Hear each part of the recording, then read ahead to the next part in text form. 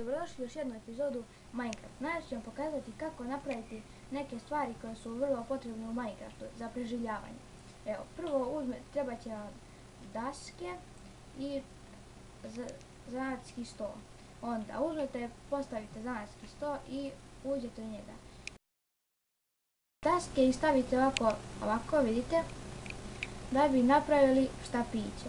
Onda uzmete ovako štapić i stavite ga ovako i onda gore i dobit ćete drveni kramp.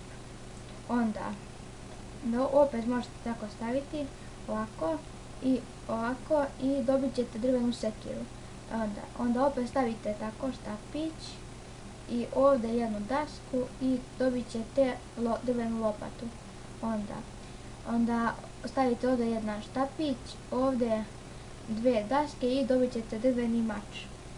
Onda opet stavite ovako i ovako dobit ćete drvenu motiku. A sad ću da vam pokažem kako se pravi krevet. To će vam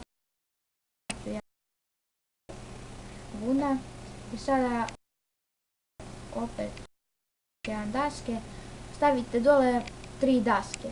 Onda iznad toga stavite 3 vune, samo uzmemo, ovako.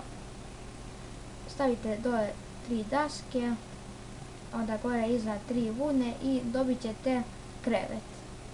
I krevet, ako je noć, onda ga postavite i pritegnete desni klik i onda će biti jutro.